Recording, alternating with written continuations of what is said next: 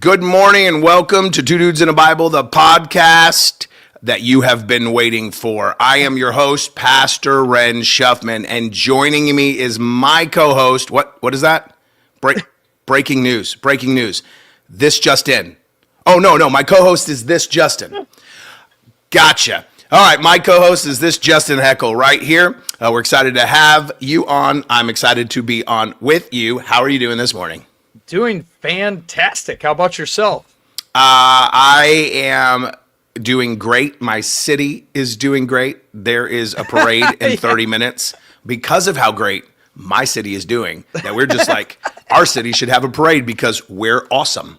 So, yeah, I'm excited. If you didn't know, our Oklahoma City Thunder won the NBA Finals, which is a big deal for this small market team. So we're all celebrating. We're all good. God has heard our cries. So good morning, everyone, and welcome to the podcast. Let us know where you're watching from.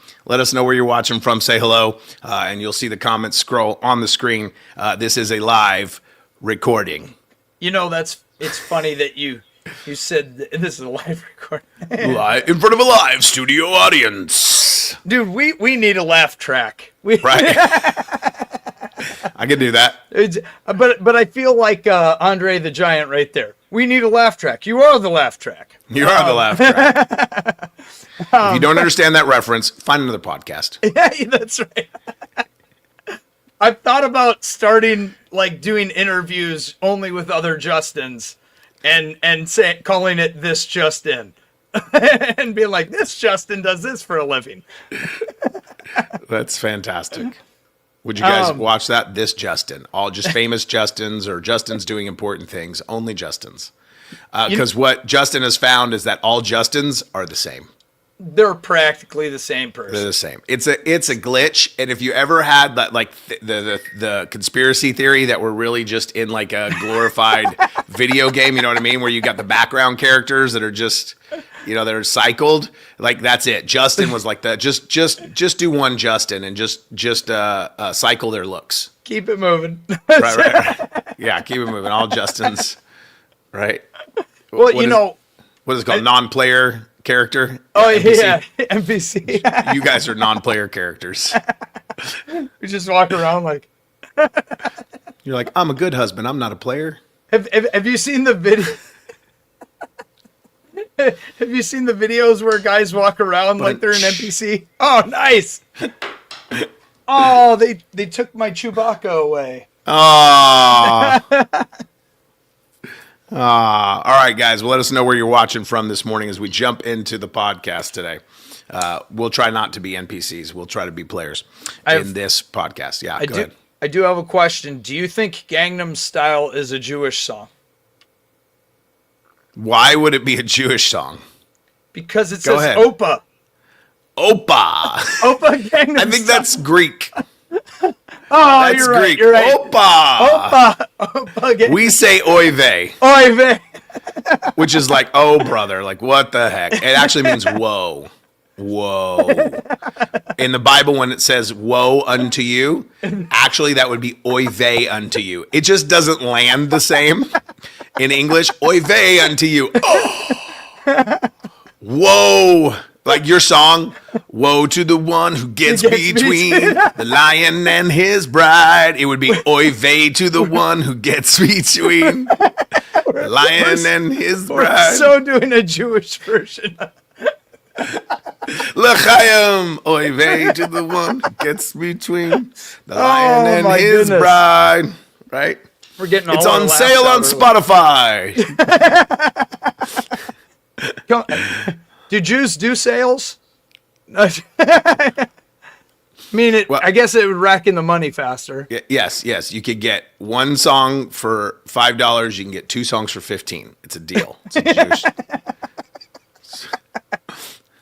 The funny part is when you rack stuff off like that, it actually takes me like 2 seconds for my brain to catch up. Wait a second. He just said what? I love the delayed laugh. You die in laughter, but you're like, I got to process that because my brain was going somewhere else and it's got to back up, listen to what he said, then respond. I tell people all the time, I understand the verse. Well, the fact that there are so many scriptures that say things like God laughs at our plans, and yet at the same time he's angry at the wicked, and all this kind of stuff. It's like he has all these emotions going on all at once. I'm like, I kind of do the same thing. I'm laughing and processing, and Yeah. That's right. You people that don't have ADD brain, you don't understand the Lord like we do. that's right. You don't understand the four things going through our mind all at the same time. And one of them is going to get attention, and the other three are just going to fall by the wayside all day. It's so true. My cousin was here last night helping me fix some things around the house. And I said, this is why you like having projects to do, because as we went from working on my AC and then we're going inside, I simply look over and I see that our dryer trap needs to be pulled out and cleaned out outside. And I'm like, this is why you like doing projects, because you automatically end up with like 30 things done at the end of the day because something caught your attention while you were doing the other thing. It's just you never ended up doing the thing that you originally planned to do. It's about true. It's about true. That's 100% true. That's how it works. I don't know how. I literally, when I was setting up the studio, I said I need to walk down from the other side of the building and turn on all the lights and set up the studio. I came in, turned on the soundboard, turned on the computer, walked all the way back to the other side of the building and said, I went in there to turn on the lights so they were warmed up and everything was... I didn't even turn on the lights. And that's the most important part because they take a little bit to like mellow out. And so I'm like, so I had to walk all the way back. And if you don't know, our building is 15,000 square feet. So it's not like it's on the other end and it's a long building. So I'm like, oh boy. Okay. If you didn't remember to tell him, I was going to tell him because yes, it is a ways. Yeah, it is a ways. So it's like, it's from one end to the other. So I'm like, okay, I got to walk, which I don't mind walking. So, but still I was like that. I literally went all the way to the other side, did not do what I meant to do because I got distracted by some thought and walked away. So that does happen. So if you're like that, look, I get it. It's hard sometimes for you, but I promise it's a superpower. It's one of the reasons I'm so good at ministry and I can focus on a lot of different areas. We're going to talk about that today, about how you can build a ministry, and that actually has been a superpower of mine towards building that. So don't worry about it if you are like that, okay? It's okay. You don't have to be that, but it can be a tool that you use to get a lot of different things done and have a lot of information in your head. But before we get into that topic real quick, I want to give you an update about something really cool that I talked about on Two Dudes in the Bible last time. Last time we were on here, I talked about how my hands were all jacked up at Glory in America. Do you remember that? About every time I reached for my Bible, like I had no strength in my hands. I couldn't turn the Bible. The power of God had hit me so much in my session that I had at Glory in America. I could not physically turn the Bible with my hand. I had to put the mic down and finally use both hands. Amy's excited here because she's the one that informed me that I didn't know what was going on. Okay. So I didn't know. So I'm like, I don't know if the Spirit of the Lord was on that word so much that when I came near the word, and other people were like, we got to get his Bible. And Amy, Pastor Amy, she cornered me on Sunday and said, hey, it wasn't your Bible. And I'm like, well, no. I said, no, it's not the Bible. It's not the physical book. And she's like, no, you don't know what happened. So they straight, here in my language, they straight Jehovah sneakied me. So this is what happened, Justin. This is crazy. So Keisha, who was with us, one of our team members that was traveling with us, and ministering with us. By the way, I take teams everywhere and they minister with me. So if you ever want to be a part of that, be part of our partners program, okay? ffc.church/partners, and you can travel with me and minister with me. And I take people all over the world. So she, occasionally, things have happened in our church, and I say occasionally. I don't have anything to do with this, nor do I pray for it. But occasionally people will hold up their hands and there's oil on their hands, or there's gold dust that shows up on their hands. I never have prayed for it. Don't come at me in the comments. They come up and show me their hands, okay? And if you don't understand that, fine. That's perfectly fine. But I don't pray for that. It's not something we produce, okay? And so, and I'm an investigator. I'll check to see if they have any like glittery makeup on, and if it matches their makeup, if they got anything on. It's like, why is it on your hands? Is it anywhere else? Is it on your face? Like, show me the proof. Like I'm skeptical. But anyways, she was one of those. It's like, I never have anything happen to my hand. They don't work, right? But we're in Glory in America. She looks down and she sees like sparkles all over her hands. And so she goes to like two other people and shows them her hands, and they're like, your hands have gold dust on them. And so she's freaking out, right? Because now she's finally had this encounter.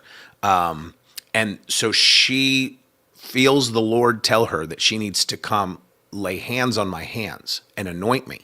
But I'm already up on stage because the host, Brett Watson, he likes us speakers to have a spot on stage where we sit behind the speaker and go, amen, yeah, right? And he knows I'm like, I don't like being back here because like if I have to scratch or I'm contemplating something, right? I'm like, and it looks like I'm disagreeing with the speaker. So you're always like, did I get all my protein in today? Yeah. And it's like, right. That is a thought I have. And I'll be calculating like this. 17.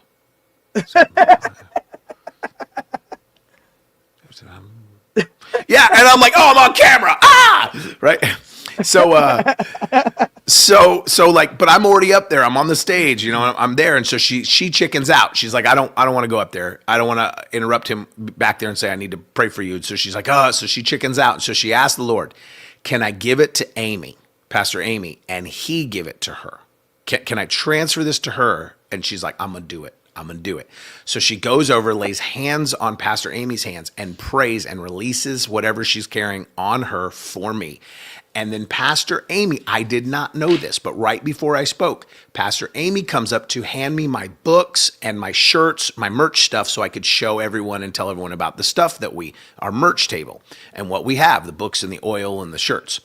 And when she does it, she touches my hand and prays and releases it. I didn't know she did that. Wasn't even aware she touched my hand, but when she gave me my stuff, she made sure to touch my hand and release something to me. So when I went to preach a few seconds later, my hands didn't work. And I had no clue they had purposely laid hands on my hands to release something specific over me. Right?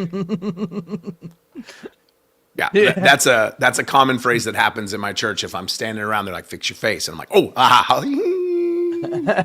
I don't know what face I was making. I'll make weird faces as I think. And people will come by and ask me if I'm mad. And I'm like, I'm just trying to remember if I turned the air conditioner on. People always ask me, are you just always tired? I'm like, I mean, you could kind of call it that. I'm just hanging out in the spirit. It's that one. Hey, bro. You know, I take it as chill.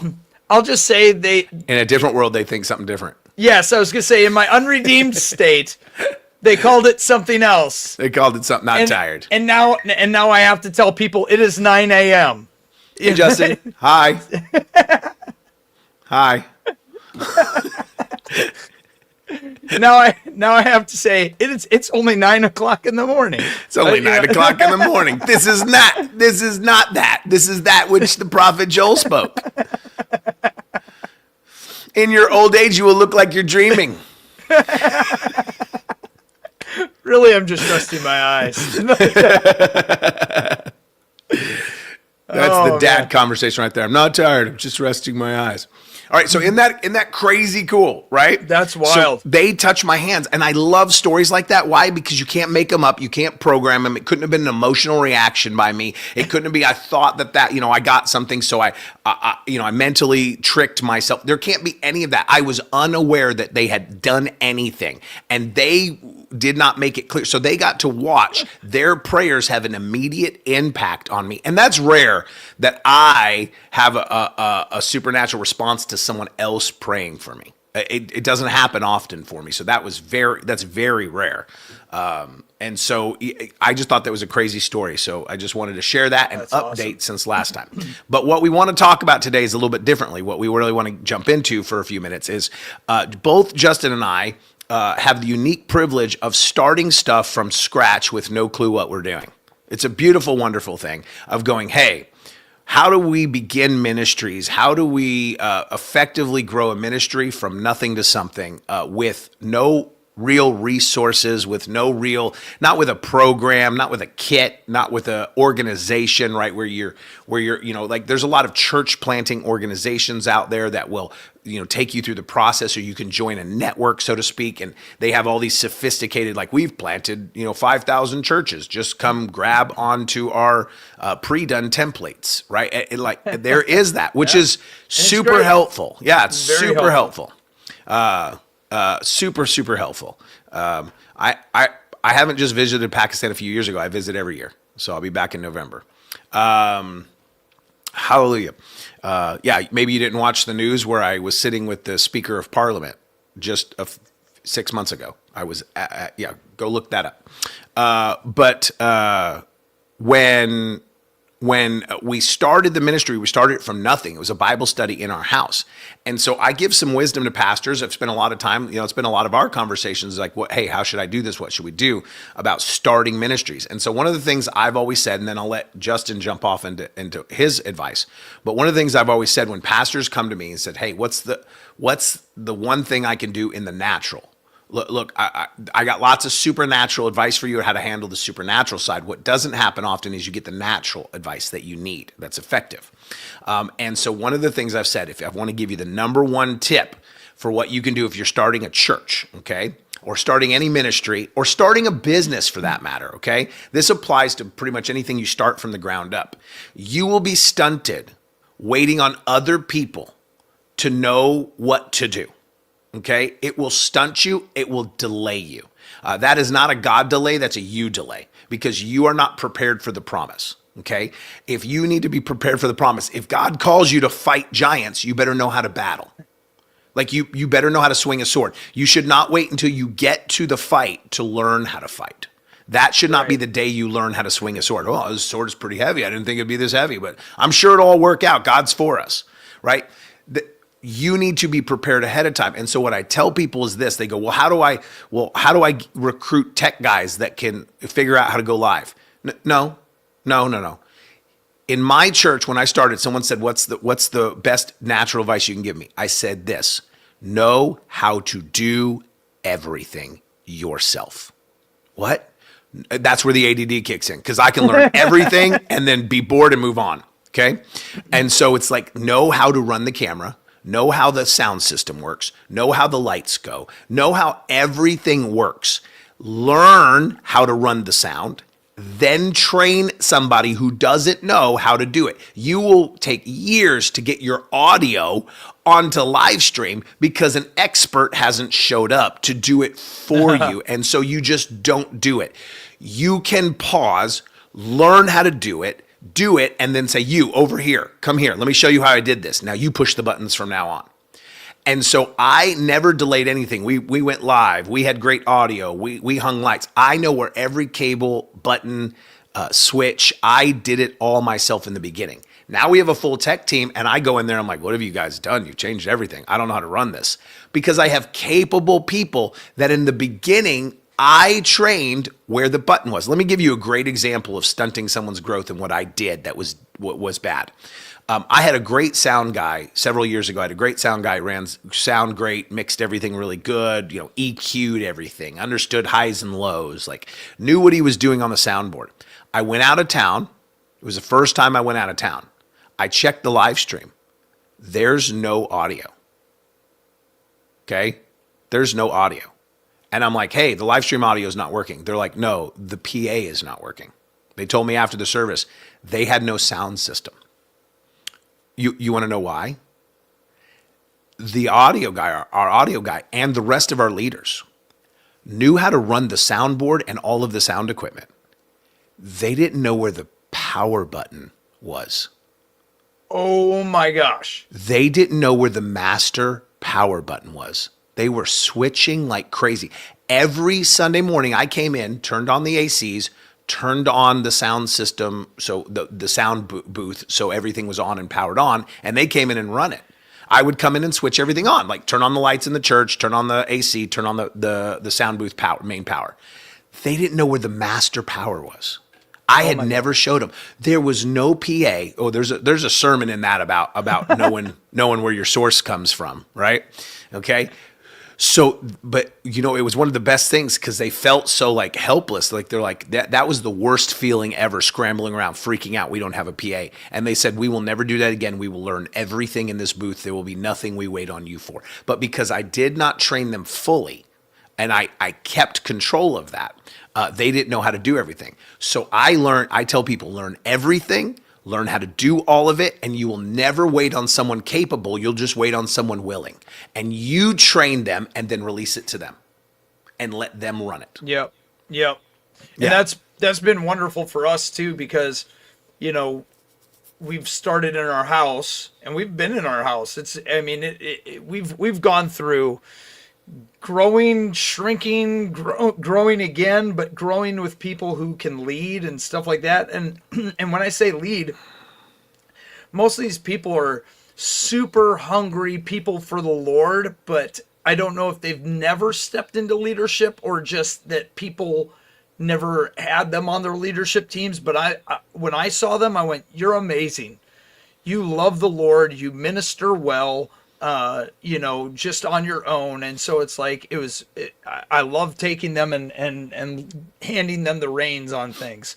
But the thing is that even in our own home, the thing is that when people would come to our house, then like Ellie and I pretty much have most things done. Well, since we've had to do some events outside of our home because there were more people attending than could be in our home, that allowed our team to truly be a team.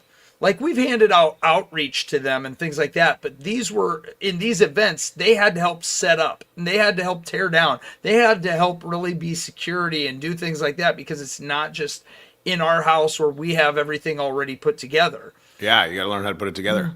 And so it's actually been in the need to expand that our leadership team has come along and actually even said that they feel more like a unit because they have to hurry up and get this set up and then hurry up and get it torn down because we've got to be out of this venue by such a time or whatever, And so, but your lack of knowing every area of ministry will stunt them because now you can't go help them and tell them how to tear that down or how to put that away or how to put that up or plug it in, right? Like when you can train them and get it where they don't feel helpless. It's really important. Let me give you a business story from that when I used to run business about how that applies to business. I used to own a healthcare company and I hired a tech. And I remember the first tech I had that I had brought in there, I needed him to write some code in PHP. I'm talking over people's head. That's okay, but I understand what I'm saying. And I said, I need you to write, we're building our own software to run our code, to track our sales commissions and all of that. And I wanted him to write that. And he looked at it and he says, okay, this will take me about a month to get this module working on PHP. And I said, no, that's 2 days of coding. That's 2 days of coding. I don't code, but I understand it enough to know that's 2 days. So when I brought in another coder, it took him 2 days. And I said, I said, he's telling me a month. And he goes, man, that's a couple of days at best. And I said, that's what I said. I understood enough to know if they were doing their job correctly and not be snowed into paying someone for a month thousands of dollars that should have only been hundreds of dollars because they were, he doesn't know, so let me tell him it'll take a month and I can just work 2 days out of the month on this. No, I understand every area of my company. And I know if you're doing your job efficiently because I don't have to be able to be as good as you at it. I just need to understand it enough to hold you accountable to it and know what's happening. And so at some point, I can't be as good, but I cannot take the reins off. That's where bloating and bureaucracy come in. Mm-hmm. And it happens in churches too. Mm-hmm. It absolutely happens in churches too. And so whether it's business or church, the best thing you can do to start anything is to know every step yourself, find qualified or find committed people and then qualify them. Yeah. Right. See, he equips the called. No, he equips the committed. Yeah, come on. Many are called, but few are chosen. The difference is their commitment in the calling and saying the giving their yes, and then God will equip the committed, not just the called. Yeah. Yeah, absolutely. Well, and what Andrew said in the comments there, the about we put ourselves in holding, waiting for God to send people, and that we try to do big church before getting efficient at small intimate church, and that's what you're talking about, and what I'm talking about is the whole fact of that's what it means. Do not despise the days of small beginnings.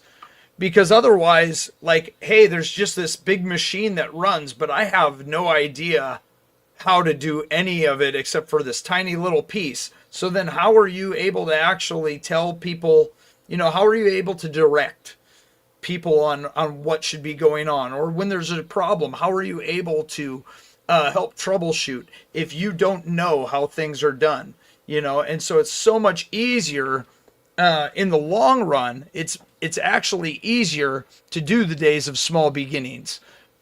It in the long run. It feels hard in the time, but in the long run, it's way easier. We want to jump past the small beginnings, and we don't realize those are the places where we learn the most, we grow the most, and we're able to sustain growth. The number one reason why businesses go out of business? Do you know the number one reason? It's not for lack of business.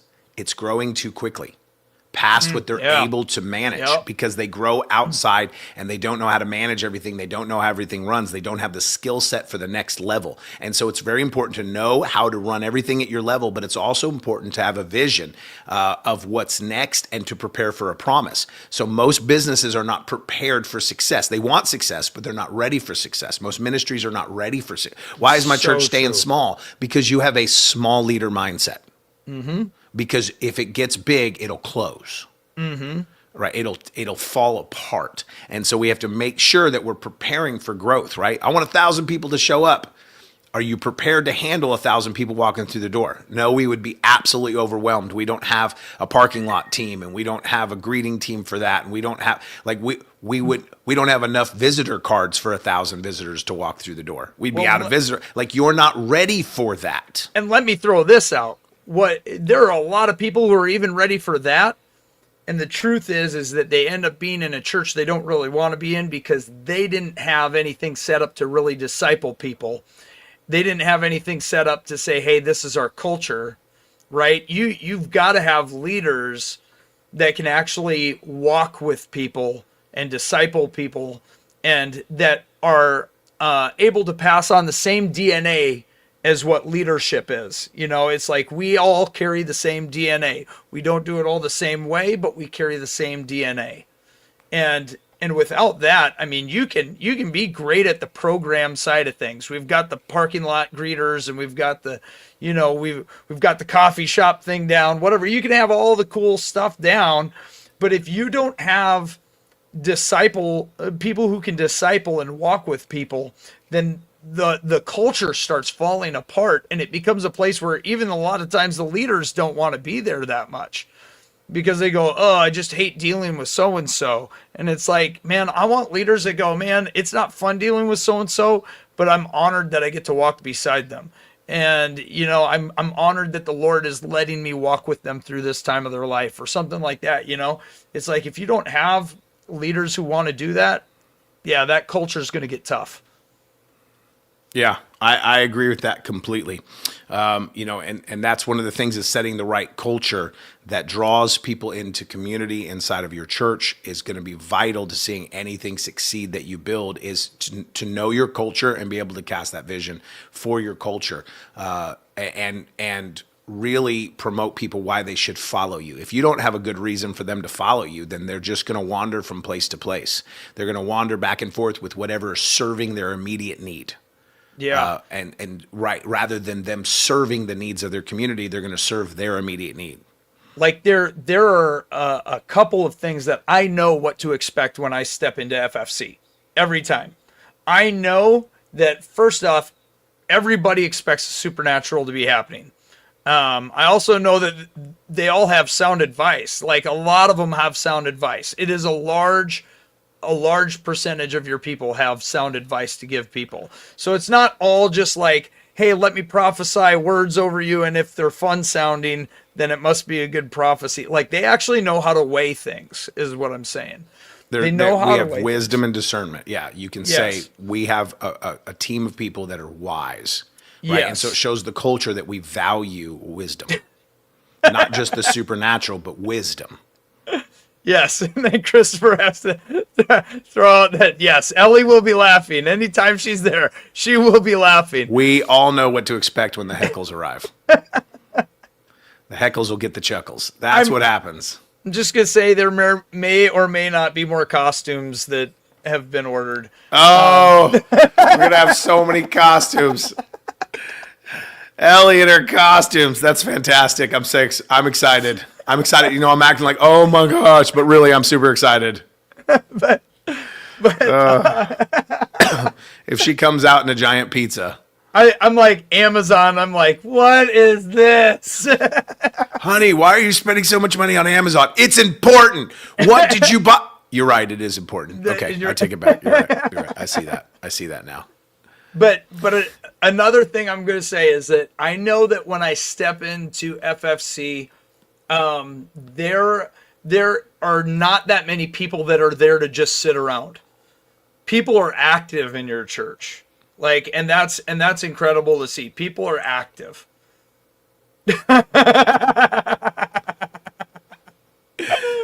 We will. Yeah. Please give Chris a heads up so he's ready to film. I will. See, there's an example of active. He's proactive. He's like, no, we're going to need to film that. I'm going to need to make that into a video. It's going to be shown. It's going to go viral. You know, Right? and here's the biggest thing that I would actually tell people. If you're wanting to start a ministry, I tell people this. We are all called to minister and serve. Okay, so we're all called to minister and serve. Do you know where a ministry comes involved? When the necessity of my serving becomes too much for me to do. When the demand on what I do to serve becomes too much for me, I need there to be a ministry. I need there to be more people coming alongside of me. We need to be like turning this into something. And so that's the way that I've gauged it. But the truth is that it comes down to serving. How are you serving? That's what a ministry is. It's about serving. And so, like, the thing that actually solidifies somebody like you, Ren, and I'm just going to go out on it and say, like, I have zero doubts. I have zero doubts about calling myself a minister. Like, when people want to judge you or criticize you, I go, look, man, I know where my heart is. I know how many people I serve. I know how much I think about them. I know how much I'm putting in for them financially, time-wise, all that kind of stuff. I know what I'm doing. That there is zero question in my heart about, am I really a minister? But that's what ministry is. And so if you're going to start a ministry, my thing is stay focused on, like, what has God given me to serve people with, and who am I serving? Yes. When I started my church, literally, I told the Lord, I said, why would I start a church when I can walk to 4 from my house? And every one of them would be grateful for the 15 people that are coming to my house on Sunday morning Bible study right now. We were trying to find somewhere to go together because our church had closed that I was the music pastor at. It had closed. And so 15 of us are trying to find somewhere to go. And the Lord, they're talking about starting a church. And I said, why would I start a church when I can walk to 4 from my house? And every one of those churches would be grateful for 15 new people. And the Lord said, because you can reach people they can't, and I need you to go get them. And that's when we developed and realized we're a crack ministry. We're finding the people that slip through the cracks, right? That don't fit there. And God showed me who it was that we were called to serve and how they weren't being served and how I could give them. And what Jesus basically has done is he has given me the fishermen. He's given me the Peters and the Andrews, right? He's given me those people that were overlooked by the Pharisees, right? They weren't taken, they weren't the summa cum laudes of the church. And see that they had been overlooked, but they were actually the ones that carried something for the world. And so God put me in a place where I knew that I was called to raise up misfits and turn them into a messenger, right? That Yeah. they were going to change the world, and other people had not seen their greatness, what they carried in their life. And so I know who I'm called to serve. I know what I attract. I know what I bring in. And so when you say, when you come in, these people have wisdom.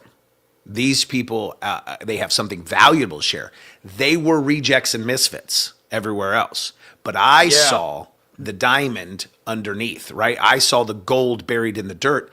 And that was so I knew what my calling is. I'm going to turn these people into something. You know, Peter, the Pharisees, when he went and he healed the man, right? And they bring him before the Sanhedrin after a shadow heals the man. Or silver and gold I have none, but what I have I freely give. And he heals the lame man. They go in and they listen to Peter defend the faith. And their statement is this is an uneducated man. Yeah. This dumb, poor fisherman, right?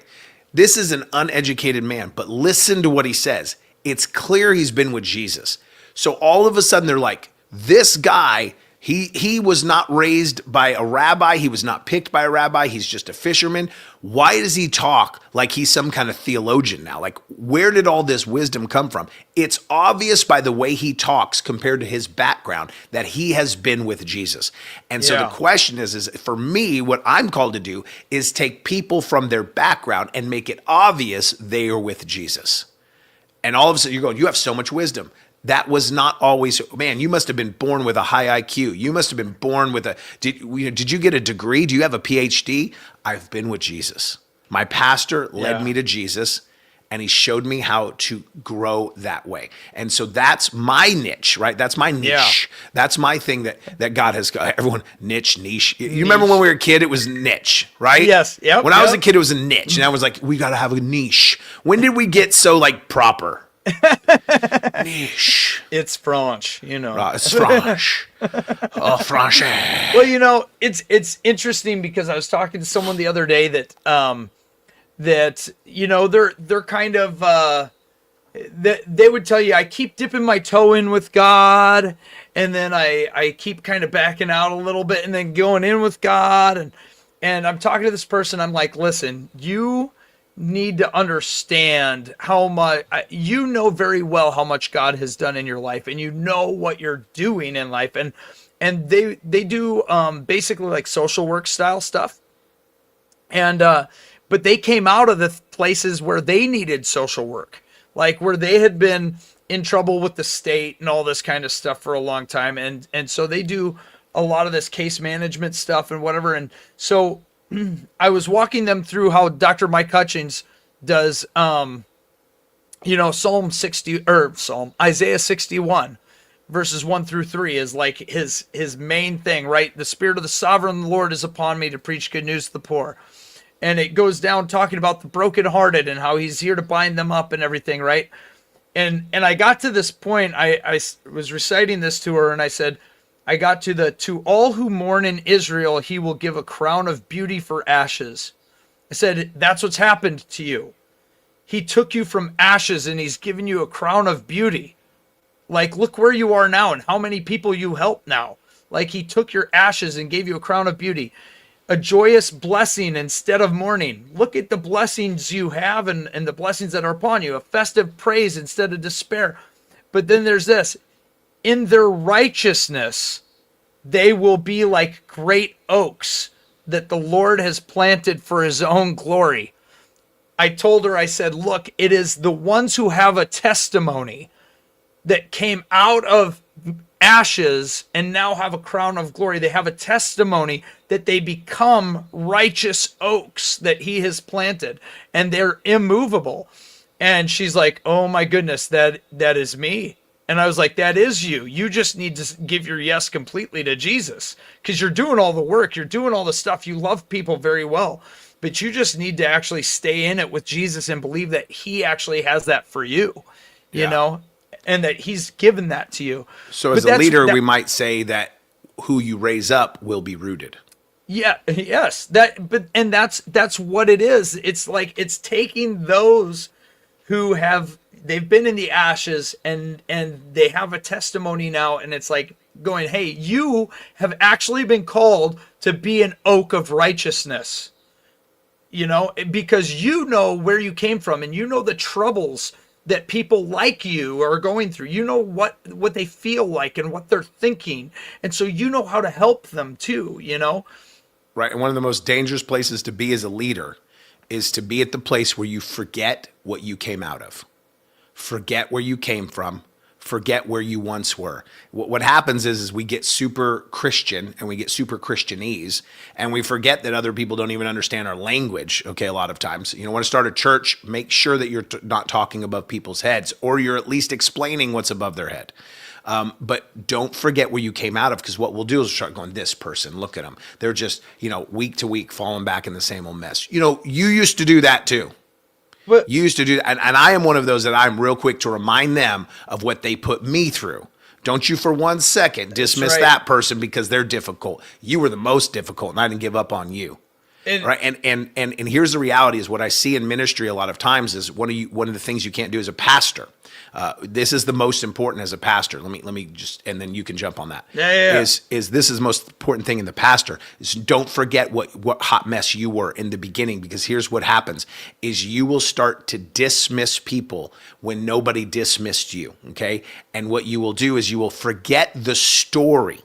You will forget the story where you came to the one you owed money to, the rich ruler, and he forgave your debt. You pleaded for him to forgive your debt, and you will turn around knowing how much you were forgiven of your dysfunction, knowing how much you were forgiven of your mismanagement of your life. Turn right around and say, hey, what about you? You owe me a debt, and have them thrown in prison. You will judge them and you will convict them for something that you had grace on, and you forget because you go, I would never, because you came out of that hot mess where you are no longer that mess. You would go, I would never do that. No. You used to do that. And you don't have the same grace that was given to you that taught you, I will never repeat that mistake again. And so because you were offered grace, now you have none, because what you've turned from grace, you've turned into legalism. And so there are so many people that I meet that were once so grateful for grace, and now grace is a gate that keeps closed other people from coming through. There is no, and they forget, oh, this person, they're very much, if you're not going to clean up your life, we're not going to be able to have you here. And they do that. And it's like you forgot what you were forgiven of. And so as a leader, you cannot fall into that trap and that lie that somehow you should be surrounded by perfect people. Here's another tip for ministry, and then I'll let them set off, that's based on that, is this. If you don't look around your church and find people struggling with sin, find hot messes, find ignorant Bible people that are ignorant of the Word of God, that you have to explain basics to, you're a dying church. If your entire church is mature, you are not reaching the lost. You are not reaching your community. There should be half and half. You should have half, because here's why half and half is valuable. Because the people that have been there and matured can disciple personally the ones that are new. If everyone in your church knows all the scriptures, you're a dying church. You're a closed off wall, and you have sealed yourself into a tomb as you slowly die to get to heaven. I always say, man, if you weren't having messy people come into your place, then why have teachers and pastors that are supposed to be discipling people? Like, why do you need them, right? Put it even differently. If you don't have messy people, you're not birthing any babies. Oh yeah, absolutely. Babies are messy. That's absolutely true. Because the thing is they will poop on you. They will and puke and right. And they will ask you for food at inconvenient times. Yeah, you're gonna have people come in and vomit all over you their junk, and want you to feed them when you're tired. 100%. That's so good. That's so good. Because the thing is I'm always like, who are you teaching? You've taught all these people have been with you for like 20 years. So you're teaching, are you just regurgitating the same teachings and you're all like sitting around going, amen, amen. Yep. We all know this. Amen. Like you're teaching the same stuff over and over. Do you know what the worst compliment I get is? Like a gut punch to me is as a pastor? When someone walks up to me after service and says, thanks, pastor, for that message. That was a good refresher. We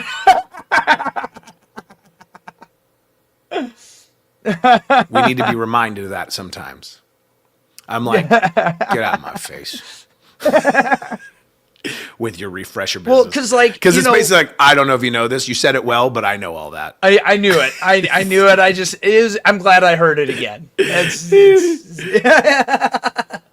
Well, it's that proverb about where there are no oxen, the stable is clean, but a harvest comes at the strength of an ox. And it's like, I need there to be people who create a mess for us. Those are my evangelists, right? I need people who create a mess. Not just say that. I'm looking for people that will make a mess in my church. But what I'm saying is, they do a few things that cause a mess in a great way. One is that they bring in people who are messes, and number two, they keep the people who are spick and span. They keep throwing out to them hey, where are you on our outreach? Hey, and stuff like that. It's like, say that again. Say that again. You're all cleaned up, but you don't know how to get down in the dirt. Yeah. Right? Because, here's the thing. Why is it that you don't see me on Sunday morning wearing suits and ties all the time? Why am I not over it? Sometimes I dress up, and I do on occasion and stuff, and I like to wear a blazer. But how come it is that I don't wear my expensive suit every Sunday morning? Because I worship on my face a lot of times. Right? And if I look at the ground and say, I can't lay down on this ground because I might dirty up my suit and I'll have to send it to the dry cleaner. And if my clothes, if my cleaned up appearance stops me from worshiping my God, I have picked the wrong thing to value. Come on. There is a reason why every time someone in the Bible wanted to get close to Jesus, they didn't put on their suit and tie. I've heard that argument my whole life. It's like a date with Jesus. You wouldn't go on a date like that, right? You would wear your Sunday best. You would wear your best for a date with Jesus. And there's nothing wrong with that. But here's what I found in the Bible. Anytime someone went to the next level in their relationship with God and they wanted to get serious about their relationship with God and they said, that's it, I'm breaking every barrier and I'm going to another level and I'm crying out to the Lord and I expect an encounter, they took off the fancy clothes, they put on potato sacks and covered themselves with ashes. They downgraded their clothing so they could fall on their face. You have valued the wrong thing. There's nothing wrong with dressing up, but you have valued the wrong thing. There is no value in that. Yeah. The only value of dressing up is so that people take you seriously. So when you preach, you're taken seriously. There's nothing wrong with that. But I better be willing to ruin my suit by falling on my face and putting holes. There should be some suits. If I'm wearing suits every morning, I should get up on Sunday morning and there should be holes in my knees. Mm-hmm. And everyone would say, why does he have holes in his knees on a suit? Because the man doesn't get off his knees in worship. That's genuine. I want to see that. Yeah. Right. I'm not criticizing you if you wear a suit. I'm just saying make sure what your value is. Who was it? James that they called old camel knees or something like that? I can't remember. That because he had calluses on his knees from kneeling and praying so much. I can't remember. But even going back to that whole stable scenario, it's oxen that bring in the harvest, but they also make a mess. They make a mess. But here's the thing, you pastors and teachers, if there's no mess, I don't need stable hands. I don't need stable hands if there's no mess. Come on. Did you hear what he just said? If there's, I had an assistant that worked for me at one point. She got super frustrated at me because I never remember where I'm going and what I'm supposed to be doing and what day it is and what time it was. And she's like, "Ooh, it's so frustrating that you don't remember any of the stuff you're supposed to do." And I stopped her and I said, "Hey, I need you to understand something. If I was capable of just remembering my whole schedule and keeping up with it, you wouldn't have a job." Yeah. I said, "What would I need you to assist me in? What would I need someone to handle that for me for?" I said, if I was able to remember all that and do all that capably, you would have no place to serve. You want me to be like you instead of need you. Oh, come on. Crystal, it's not me that he's talking. No, it's not. It's not Crystal. But is it? No, Crystal's like, no, I'm like him. And it's something practical, with this, and actually we had to remember this in worship this week, because this is something I talk about quite a bit with worship, is I need to remember who I'm in front of. Because the truth is if I go into deep throne room songs with people who are brand new, or if it's an evangelism outreach type thing and I'm playing worship for that, if I'm doing things that are meant to pull in the lost, a lot of times they're needing to hear about the love of God. They're not needing to hear about the throne room. They're needing know your audience. Yeah, you need to know where they are. And the thing is you know what? The mature bride actually likes hearing about the throne room. They're like, just talk to me about Jesus. Just get me like feeling like I'm in the presence, right? But Create an atmosphere for a throne room encounter. That's what they're looking for. Yes, but that brand new Christian doesn't have a clue what you're talking about a lot of the time. Yes, there's probably on the podcast when we said that, they went, I don't know what you mean, throne room experience. That sounds, they don't even get what I mean by that. And that's okay. And then there's where I'd say the people who they've learned to be a servant, and I love devotional songs. So like, Lord, I give you my heart, I give you my soul, like that kind of stuff. Live for you alone. I'll tell you, I watch more people because we don't do a lot of devotional songs anymore. There aren't a lot of devotional songs anymore. They're all either love Sir, Jesus. speak for yourself. I do them. You need to do them more. I love doing them. But we'll go as a places. church. Yes, We'll go places. Yes. they don't do them a lot. Yeah, we'll go places, and if we start singing "This Is My Desire," my goodness, people break down crying like crazy, because there's that piece in us that says, I want to know I'm devoted to the Lord too. yeah. I want to know I'm in this. And Yeah, well, but go ahead. So know your audience. You have to know what you're going, to make that point. I'm not necessarily going to preach a simple salvation message to a room full of pastors. Yes.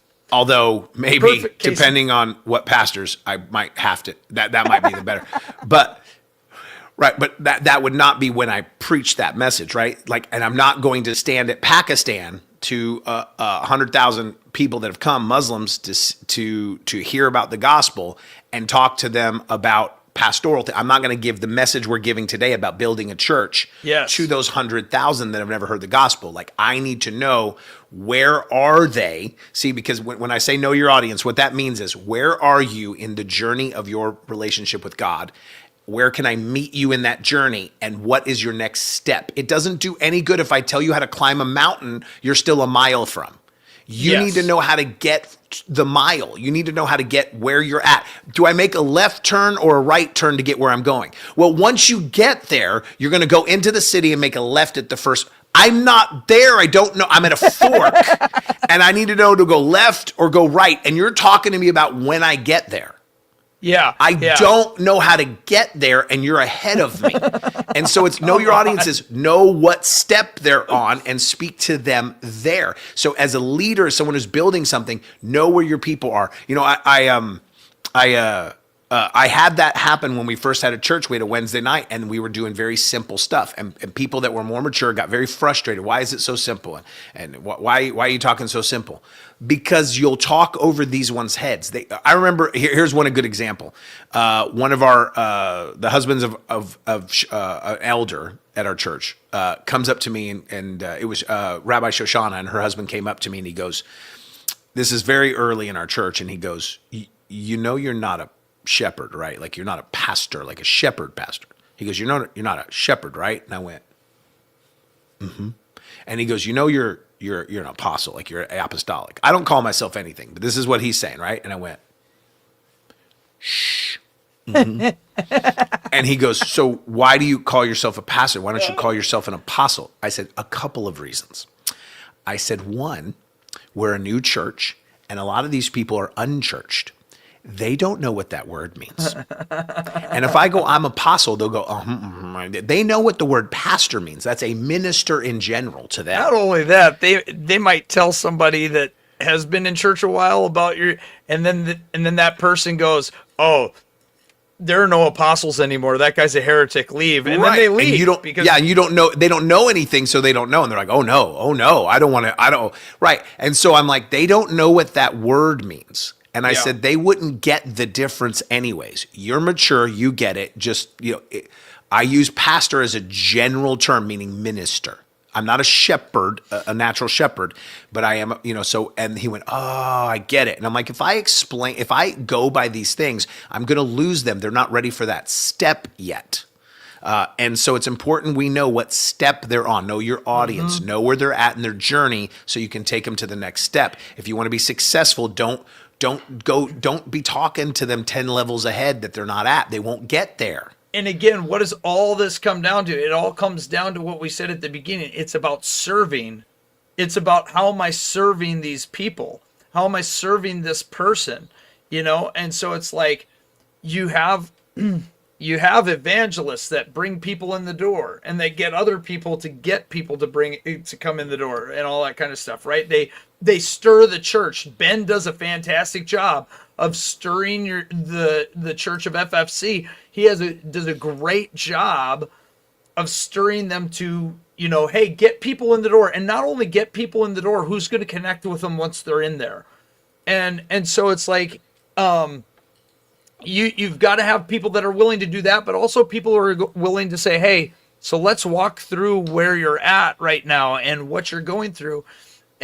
But then it's like, the people who are, again, more mature, where I am right now, since we're talking about church planting and stuff like that a lot of times, right now I have to answer a lot of people with, what, at some point, the thing that you love will become an all the time thing for us. We will do that, like right now we're doing outreach because it's nice outside, right? But in the winter time, we don't, because it's cold out. Because you're in South Dakota. Yeah. And I remember when outside. you were like, hey, I want you to come up here and do a conference. And I'm like, cool. When? February. You're not my friend. I literally told him, I said, are we friends? No, I'm not coming to South Dakota in February.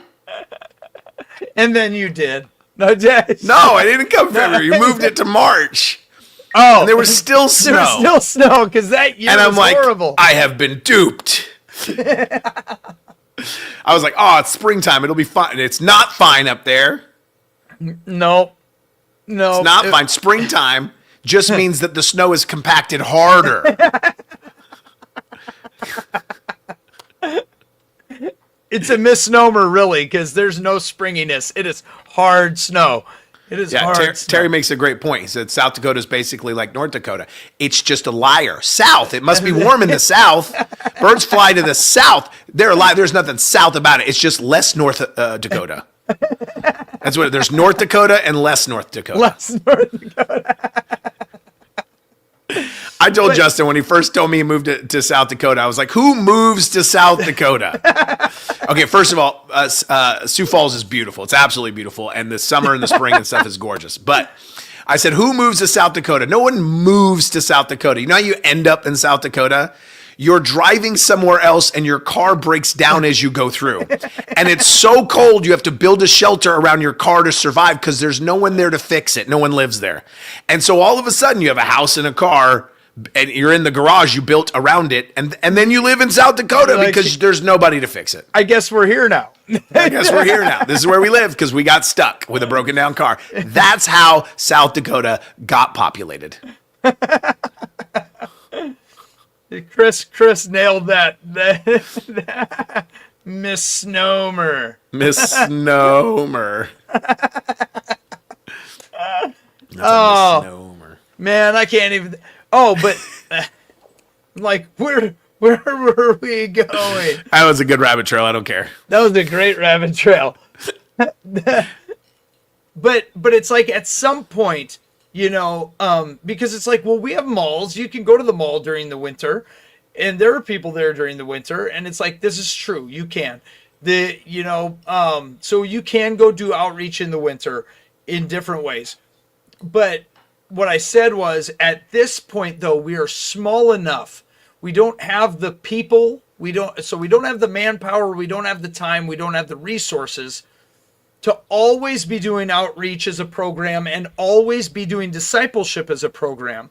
So what we do is we use the summer, the nicer months to go out and do outreach, and we use the less nicer months, the horrible months, we use to build identity, DNA, unity among our group, so that And build fires. And build fires. Oh man. That's when you fan the flames of revival. That's it. Because that's when you need them the most. During the winter months, we're just going to spend time stoking and making sure we maintain the fire of revival. In the summer, we will take the fire out. We will go out, right? But we need the big flame concentrated here at the church. It's like, everybody get dancing around. The heater went out. Like, right. we need get moving. Get moving. Get this place warm. Get moving. You giant battery. But it's like, as you're planting, you have to make decisions. Yeah. You have to make decisions. What's important right now? What's a priority? How do I serve and I'll just tell you this. The way that I look at what I do is my main job is to serve the people who have been faithful to coming, and giving them room to move and minister, so that they grow as ministers. Yeah. So that they get, it's like, what do you need in order to do that better? So again, like Mikhail is our big evangelist. It's like, okay, man, so what do you need to go out more? What do you need to so that when you're out by yourself, what do you need? Hey, are you bringing those people back? It's giving some direction to like, hey, like, let's find a way so that you can actually connect them to us a lot better. Right. What do you need? But not just what do you need, but what are you good at? Finding the unique character of what someone else is good at. It's like, what is it your unique DNA offers? What is a skill here? You know what I find in a lot of ministries is that a lot of times there are people that come into our church that were completely rejected somewhere else, and that place did not see any value in what they carry. Whereas I'll see the uniqueness that they have, or things that other people might have saw as a deficit, I see as opportunity, right? I don't see it as a deficit. I see it as an advantage. Like, people will try to pray for my ADD brain. We talk about this, right? And I'll go, yeah, I have ADD brain. They're like, don't claim that. I'm like, what do you mean? Don't claim that. It's my superpower. They want to die. I don't think it's a disorder. I think it's a superpower. And they'll go, I'll pray for that. Don't you dare. Because I understand the value of it, and I use it to my advantage. And a lot of you guys just, you need to recognize, you need to see people's value. Even if the world has put no value on it, the kingdom has a value for it. And you might not understand it, but I'm telling you, God has a value for the things that other people have said were valueless. Let me give you just one small little example. Okay, for some of you guys out there, you're a little bit insecure about your heavy setness. Okay, we got some guys. You got some guys on here, you're a little bit heavy set and you really feel. No, the problem might be that you're just in the wrong environment. You're down south where it's warm, but up north where Justin is, you're a hot commodity. Ooh, that guy can keep me warm in the winter. I want that one. There's a man who can keep me warm in the winter. See, it just depends on the right environment. You're in the wrong environment. Look at you, skinny. I'll freeze to death with you. Move on. People will tell you. So about a year ago, we started doing. It can't even be a year. But we started doing. Chris is like, we're moving up north. We started doing our fire nights, right? Which are basically like, come in, let's eat together, let's worship, and let's let the Holy Spirit go wherever he wants to go. And so I actually used those. I'm sorry. I'm just still laughing. Things are rolling through my head. I'm just thinking about telling people, it's like, no, you're not California ready. You're Minnesota ready. Like, you're just Minnesota ready. It's not a dad bod. That's a Minnesota bod. Oh, you a Canada bod. He's got to find where you belong. Goodness. Fat boy territories. It's the father figure. I'm sorry. You're like, I'm trying to make a point. But the thing is, I would use those times to start pinpointing, oh, that's what that person always has a scripture on hand. They always are digging into the scriptures. And so when we start rolling and I say, hey, who's got something? I know these 2 or 3 people will have a scripture. I know those 2 or 3 people will have a word. I know that person's going to have a spontaneous song to sing. You know what? That person always mentions how they notice, like, if we need help with the dishes or whatever afterwards, and cleaning up. That person always mentions, the kids stuff. That person always mentions strategic stuff, like, hey, we could organize this slightly better, and so I intentionally started using that just to see what are people's giftings. That, Mikhail will always get up and give these very bold words and give bold words for reaching the lost and stuff. Okay, evangelist, and so it's like, it's pulling it out. And the funny part is then when I started talking to them, hey, we're going to have a leadership gathering to see who's interested in being part of leadership. And when we did that, and we started talking about leadership, it was interesting how many people were like, oh man, I've never been part of leadership. I don't know. And I'm like, all I'm really asking you to do is do what you've already been doing. I'm just actually asking, would you commit to it for a time? Will you commit to it? And I'm acknowledging it. Yes. I'm not trying to get you to do something that I don't already see the Lord doing in your life. Yes. I'm recognizing it and I'm positioning it. Yes. You're already doing it. Right. Amen. In my church, what's one of my things about leadership is I tell people, force me to position you. Yeah. Box me in where I have to position you. Right. Do you but use it's that like, term, oh, they're already box doing me? it. Well, I mean, they could punch me if they want to. It's not going to end well for them. Maybe for you. But we'll see. One of these days. Justin asks, he says, so when I come, because he's coming for our OSI conference that's coming up in just a few days. So if you want to be equipped in the supernatural, July 7th, we're going to have our OSI conference, Oklahoma Supernatural Intensive, where we train prophecy, hearing, healing, hearing the voice of God, deliverance, all the supernatural elements. We train that. He'll be here for that. And he said, he's coming to lead worship. And he goes, when I come, I said, guess what we're going to do? And he's like, what? Are we going to wrestle? Like, yeah, that was not what I was going with. You are getting in much better shape than me, though, sir. But I will gladly. That doesn't mean anything, right? So when you deal with skill over endurance, you just have to win quickly. This is true. I learned that when I was wrestling my kids. I was like, I recognize they have more endurance on me, so I need to go hard quickly before I gas out. And they would tap out and then want to go immediately again. And I'm like, I think they're tapping out because they don't care that they lost 8 times in a row. Because if they gas me on the 9th and beat me, that all they say is, I beat you the last time. And then they're done. Yeah. But I beat you the last time. The last time we went at it, hilarious. I won. And I'm like, I see what you're doing. Something funny though too with interesting funny, not funny, interesting funny, is that they better not. That I can hear his voice, Dean. I can hear his voice. They better not. Better not mouth off to me. I'll climb you like a spider monkey. But I had an older gentleman approach me who comes and volunteers at the mission, and he said, "Hey, so I've been hearing some things about your house. Tell me about what's going on." And so I told him, and he goes, "Well, my wife and I have kind of been, we've been considering starting a house church."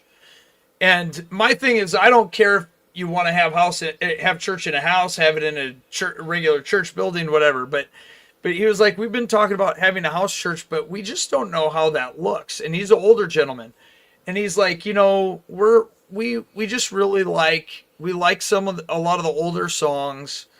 We just feel like a lot of the churches that we go to, they have the programs and they have all the stuff, but we just really want to have intimacy with people, but we also want to, there are some older things that we appreciate. And he asked if I would help him with that. And I said, yeah, and he knows my style of stuff, but I am so willing to help him do what he's doing because I know that, I know what you carry. And I know that you have people that want to come and to have that flavor of thing. I am so willing to help you set up your flavor, and Yes. you be able to do that. Yes. Because there should be more people that go, look, what we want to do is straight dig into some scripture, because like our side, we'll dig into scripture, but we'll prophesy and we'll go off on all sorts of things. But they want to pretty much go straight scripture and older hymns. And they want to do it with people in a very family feel, and so they want to start a house church. I'm like, I am very willing to help you set that up. I am very willing to help you run in that.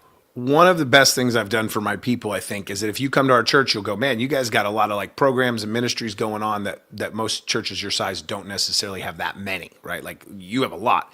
And it's not because we keep trying to do more things. It's that I want to provide more opportunities for what makes people come alive. And so what I'm looking for is, I'm not looking for something else you can do. I'm looking for something you're called to. And so like we have a healing room, for instance, and I had someone come to me and go, I really feel called to pray for sick people and for us to have a healing room. So I provided the space to make sure what she feels called to and what makes her come alive is provided for. And so my job as a leader to help grow my ministry is not just for people to catch my vision and help me with it. It's for me to catch their vision and help them with it inside our church, and to allow more things that make them come alive, and to support what God has called, help them discover their identity, empower them to live out their destiny. That's our slogan, but it's our heart, it's our heartbeat. And to empower them to live out their destiny means I prepare for them to be able to live it out. I don't fit a round peg in a square hole. Like, that's not what I'm trying to do. I am trying to create a space for them and say, hey, if this is what you feel led to, let me help support that and come alongside the vision that you have. So if you want people to support the vision of your ministry, your business, whatever, support their vision. When I was in business, I said this, people asked me, so do you want to be a millionaire? You want to make $1 million? Which I did, in the beginning, but it's like, do you want to be a millionaire? And I said, I thought about it and I said, that's not my goal. My goal is not to be a millionaire. My goal is to make millionaires. And they said, why? I said, well, because anybody can get dumb luck and get lucky one time and make $1 million. If you just bought Bitcoin in the very beginning, put $10 in it, you're a millionaire. So, but anybody can dumb luck hit and make $1 million. But only qualified, successful people that are capable can create it in others. Mm-hmm. And so I said this, if I just focus on helping others become a millionaire, I will obviously have made the money that I'm going to make. It will come to me regardless if I can just support them. And so when I transferred into ministry, I took that mentality with me. If I can help other people fulfill the call of God and be successful at what God has called them to, then my own ministry will also be successful. I don't have to worry about it. It'll be a byproduct. Instead of me focused on me, I focus on others. And so as a leader starting something, learn to support other people's vision. Yeah. Come alongside other people's vision. I don't know if you find this as much as I do. And maybe this is because I feel like God trained me. First off, God's shown me a lot in the last week or so. He's been like, Justin, there's a reason why Tom Sawyer, did I tell you about that? About why the picture of Tom Sawyer getting people to paint the fence has stuck in your head over a long period of time. You mentioned it, but I can't remember. Okay.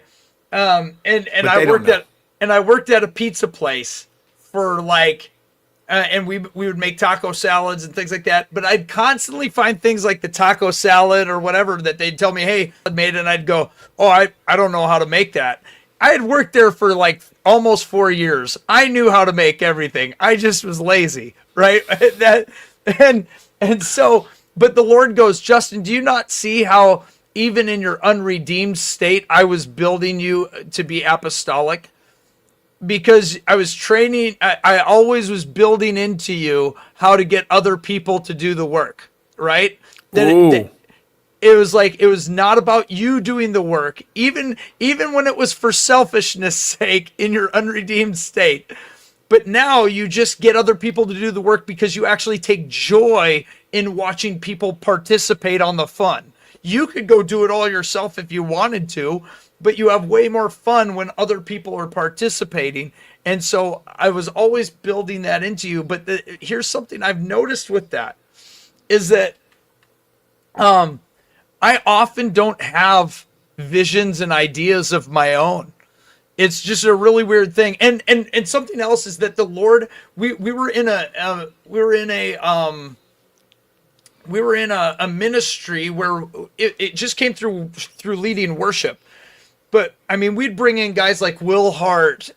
We had revival going on. So like guys like Will Hart and some other big names at that time would come in, and they'd go, I don't even want a fee. I just want to be where I've heard what's going on and I want to be there. And so they'd come in and speak. And so I got to take time and over the years, I got to take time leading behind apostles, time leading behind prophets, behind evangelists, pastors, right? So it's like I got to take time leading behind all these different people. I got to learn their flow, how they liked to make things roll. And I go, that was the Lord driving into me. This is how that office runs. This is what that office like focuses on and things like that. It allowed me to just serve them so that now I can serve them again, right? From a different stance. And but the thing is I often don't have my own vision for things other than how to serve my people better. But aside from that, it's typically my people go, I really want to do this. I have such a burning desire to go do this. And I go, awesome, let's do that. And I jump into that fully. Like my heart is fully in there with doing the outreach, with doing a prophetic or an inner healing ministry. But it's we had someone that wanted to do a homeless ministry here at our church. Crystal originally wanted to do a homeless ministry. And she says, do you have a heart for that? And I said, you don't understand how it works. I don't have a heart for that. I grew up in LA, everyone begging for change every corner. Like I got kind of hardened to that, right? And so I said, no, I don't have a heart for that. What I have a heart for is you. Yeah. And if this makes you come alive, I have a heart to see you come alive. So I have a heart for what makes you come alive. Therefore, I will support a ministry I don't have a heart for because my ministry is having a heart for you. Yes. And that's good leadership, and that's how you build something. Yes. And that's the thing too, is like, we've been seeing more and more people. I mean, we've got college kids coming from towns around here that are coming to our fire nights, and they're going, I've wanted to start this in my town, something like this, but I didn't know that there was this going on. And I was like, I would love to help you start that in your home. And so it's like, I want to pour into that. Again, are all of them going to have different things going on? Yeah, they're all going to have different things. They're different towns. Some are college towns. Others are tiny towns so they're going to look different. How do you evangelize in a tiny town versus a college town? You know what I mean? Or versus a city? Like, how do you do outreach? It's probably going to look different. Look very different. And so that's why, like when we were talking at the beginning about how there's a lot of church planting programs and whatever, and they're great. But the thing is that I'm much more interested in coming in and seeing what your exact situation is and helping you troubleshoot and walk you through it. Right, rather than a generic formula. A lot of times we try to do a generic formula, make it fit different crowds. I went to dinner last night, literally at a restaurant that was a block or less than a block from OU, from OU campus. And we're sitting at this restaurant, and I'm like, dang, there's a whole lot of 20-something-year-olds with less than 5-inch inseam shorts on right now. I'm like, there's a whole lot of thigh in this place, right? Right, like I just look around and I'm like, okay, if you want to know what was in style, it was like lightweight sweatshirts in the middle of heat, but 5-inch, or 3-inch inseam shorts. And I'm like, okay, all right, that's the in style. I see. But I'm like, and I was thinking about it. I was like, man, this demographic in this restaurant looks very different than what this same restaurant would look like 5 miles away. It wasn't a young man's restaurant, right? But the demographic of the area was all young men. So I'm like, okay, how do you reach them? It looked more like somewhere you would take some middle-aged people for a fancy little lunch, But I was thinking about the idea of how different it would be to minister there, or different would be to build something there versus somewhere else. If you're a block from a college, like it looks different. You can't use the same standard. You couldn't enforce a dress code Yeah. Yeah. on those college kids. You would lose your business. That's true. Right? They're college kids. They're going to be like, nah, we ain't going there. They have a dress code. Yeah. Yeah. They won't even let us show any thigh. You can if you wear a suit and tie. Right? Like, Suit, tie, and shorts. On a live, no one knows. Right? I got a dress shirt on, but I got shorts on right now. I'm wearing running shorts. They might be Daisy Dukes. I'm not the gonna show last you. thing, I told you this before we hopped on, but the last thing I would say is people expect fruit so quickly. And if you're planting, the thing you got to understand is that there's often, for almost everything, there is a season in between planting season and harvest season. So you've got spring, summer, fall before you get to harvest. And Here's where it lands, guys. Listen to what he's saying. I have so many people that'll say things like, well, if you're so great, like you talk about being part of these revivals and all this kind of stuff. If you're so great, how come things just aren't booming already? And I'm like, it doesn't work like that in a place that hasn't had it. If it hasn't had the Spirit, it's not the same thing. There's plowing to do. You know what? I imagine Paul was plowing a lot of the time, man. It looked very different. But it looks different from that versus getting to go when I get to go to places that it's a church like Freedom Fellowship and they cultivate a hunger for the Lord. So I go in there and it's like, man, I could sing out of the phone book and we'll start like going, oh man, there are angels all around the room. Like You can harvest in that atmosphere because Yes. this place has matured the years to produce fruit. Not every fruit tree fruits the first couple of years. yeah. You can see the tree, but there is no fruit. Oh, you have no fruit. Not yet. There's a difference between the planting, the growing, and the harvesting seasons. Yes. They are not months. They are sometimes years apart. Yes. I will actually say this. I worked in an area for a while that did not appreciate me while I was there. It did not appreciate me a whole lot while I was there. But I saw a lot happen. Again, my focus was not, do the church people accept me? My focus was, am I growing the people that are hungry? That's Yes. all I cared about. And so, so someone mentioned to me and they were like, yeah, but man, that area did not like you when you were there. And someone else goes, man, your name gets tossed around a lot there though now in good ways. And I said, well, the thing is, Just send me a list. I'll handle it. I said, I never cared about who accepted me, who didn't accept me. The thing is that I knew what I was doing, and because another person then pitched in and said, but the way you led worship and the way that you discipled people became a standard that the whole area changed to doing it that way. And the way that they all do it today is because of the way you did it then. And I go, that was the thing, is I kept my eye on, if I keep faithful to my assignment, what fruit is supposed to be born out of this place. And so people may not have liked me, but today they're all doing the stuff that I brought in. Come on. That's exactly it. So there was a difference between your plowing season, your planting season, your growing season, and your fruit season. Yes. Eventually, fruit showed up because it Yes. was rooted well. Yes. You know what? And rooting, man, it's a dirty job. Plowing is a dirty job. You have to dig through a lot of dirt, and it is not always fun, and it's not always clean. But you keep pressing on till you see fruit. So if you're in a season right now where you're plowing away or you're trying to plant yourself, like there's a season, and if you're a minister and you have people in your church, well, they're not fruiting, but are they rooting? If they're sitting Yeah. there rooting, they may be in a rooting season until they get rooted, and then you can ask them to be fruitful. Yes. Right. Then you that's can so start to good. produce fruit right. Don't prune them too early. Yeah. Yeah. Yeah. Don't Yeah. prune them too early. That's really. We were just talking about that in our ministry school. We lose students in the very beginning because we go over a forgiveness book where we try to get them to let go of all the junk, get them cleaned up so they're ready to be poured into, right? We're trying to clean out their vessels so they're ready to be poured into.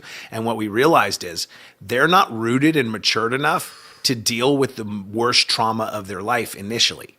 And so we're trying to get them to forgive the worst stuff they went through so they're ready to be poured into. The reality is they need to be poured into and flush some of that stuff out naturally as they're poured into before they're ready to clean up the rest. A lot of before they're times, ready to polish it up. yeah, a And lot so- of times it takes them seeing and going, man, I want the freedom I see in you, or the constant joy, or the Right. peace. They have to and get ready. that draws that out. Yeah, that's Right. that's And a really good point. let people get rooted if they're not ready, and then they will fruit in season. But don't prune them the first leaf that pops up. And let me say this too. I know we've said something along these lines before in here, but you've got to be able to value different leaders. You know, the thing is that there is a difference between between David's mighty men and Solomon's advisors. Oh, come on. And I need mighty men, but I also need advisors. Mighty men break ground. Mighty men go out and take territories, but they would also destroy. Like I even say this to Ellie. I'm like, you know, we're at a point now in our church where I need to step out a little bit. I need the other people to take over, because where I thrive is where there are many issues to take care of, where there's much advancement and development to take. I still Mighty need to, men take territory, but advisors care for it. yes, and that's the thing, is we have people who can care for things very, very well. And so I'm like, I can leave the kingdom in their hands. You know, I can leave it in their hands. But they don't thrive well in the those advisors probably would have died out on the battlefield with David. You know, and it's like, but they still serve a purpose. But what's funny is if you take one of them out of their natural environment, fish out of water, and put them in the other group will criticize them and make fun of them Yes. to each other. They'll go, this brute, all he's good for is swinging a sword. You ignoramus. You don't know how kingdoms work. You don't know how politics work. You just know how to fight a fight. But you take that advisor and you put him on the battlefield, and they're like, why don't you cry, little baby? What's the matter? You can't negotiate your way out of this one, you little soft, little, weak, girly man, right? Both of them in their environments are accurate of their assessment of the other one. Yeah, And both yeah. of them have lost their man card in the other person's environment.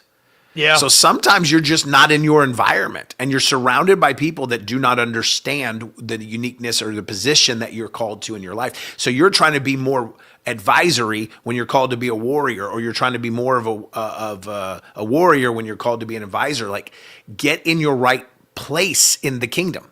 Yeah, yeah. And the thing is that, again, a lot of those people, like we were talking about, that they've come out of the ashes and been given that crown of beauty, and now they're righteous oaks. They often are so able to walk with people. They have the experience and things like that. That I love being able to hand people over to them, because again, it's, you know, it's kind of like a lot of times when you're teaching an elementary student how to how to understand math or something like that, it might be hard for us who have known how to do multiplication for years, right? It might be hard for us to explain to this elementary student how to do that. But the other student who just learned how to do it last year or a month ago or a couple months ago goes, oh yeah, here's all you're doing.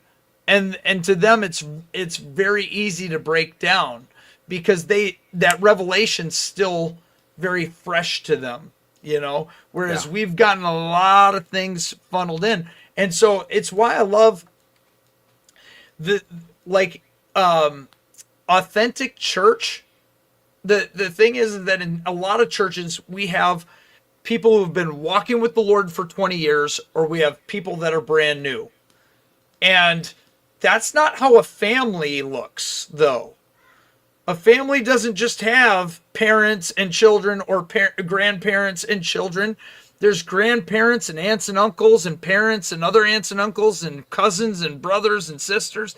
And so you have this stair step that it's like, hey, look, I may get advice from mom and dad or from the older cousins or aunt and uncle, but I have a picture of somebody who's a year or two older than me that helps guide me along. Seeing that picture of who I can be in a year or two is so helpful. So helpful. So helpful. And when our we junior high kids will always listen to the high school kids more. Yes. And so when we think of church being this organic, being a real family of Christ, it helps us grow so much better. Absolutely. All right, let me say one last thing. There's a reason why it says they're mighty oaks. Why it specifically makes them oak trees. Did you know that oak is one of the strongest woods there is? Okay, it'll tear up your chainsaw trying to cut through it. Like, it's one of the hardest ones to cut through, okay? And there are going to be, the reason why God made you an oak is because when you start to be there for other people, they will try to whittle you down. But God has made you strong enough to withstand their little cuts. That's so really remember good. that as you go. Amen. Amen. Thank you guys for being here for Two Dudes in a Bible. I think this was a fantastic conversation. Yeah. Send this to the pastor that's not doing it right. No, don't do that. Don't do that. Don't do that. Don't do that. Pastor, you need to listen to them. You're not doing it right. Don't do that. Stop whittling down. Stop whittling your pastor. Okay. Send all comments and any hate messages, send that to justinheckle@gmail.com. All right, guys. Two Dudes in a Bible. We'll see you next week. You guys are amazing. I was going to let you say goodbye, but you said, I just have this one last thing to say, so I didn't let you.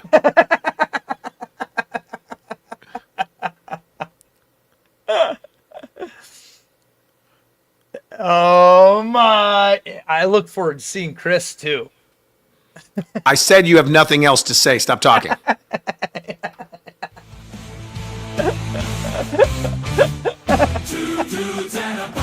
Bible show. Man, that guy has a good beard. Our beards are smaller now because we're smaller.